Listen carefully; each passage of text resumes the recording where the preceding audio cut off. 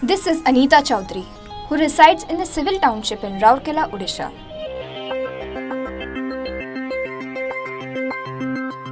Anita is busy preparing delicious momos in her kitchen and is getting assistance from her two young daughters in the process. Anita's elder daughter Vidhi is just 8 years old. But she manages to assist her mother every day in the momo making process.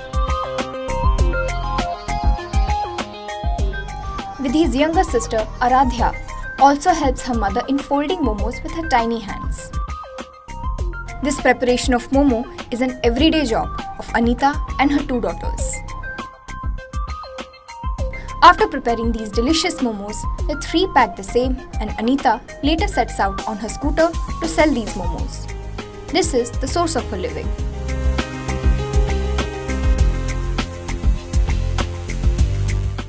However, their enthusiasm and vigor in making and selling momos hides a grim story of their lives.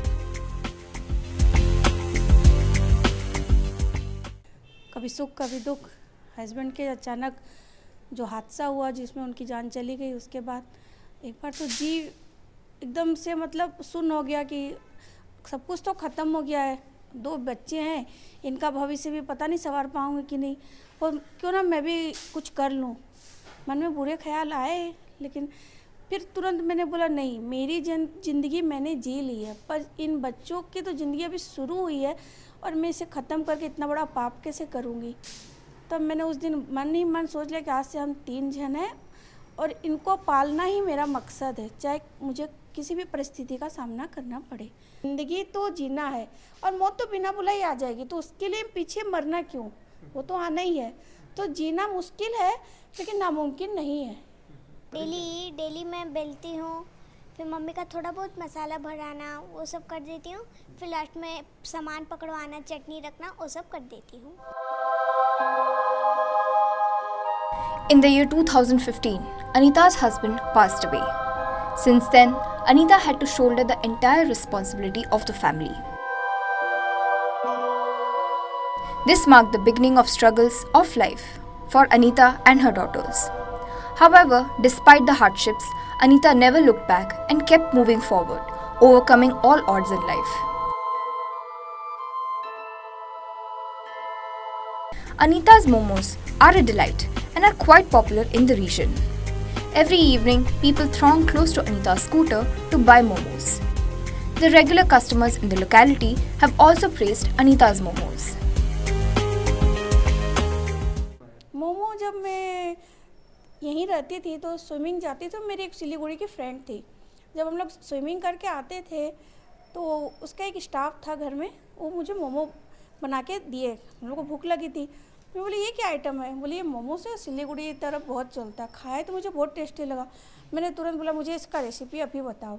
उसने मुझे बता दिया, मैं उस चीज़ को घर में try की। मोमो सब पसंद करते थे, हमारे घर में रात का खाना और नहीं बनता था, मोमोस ही खाते थे।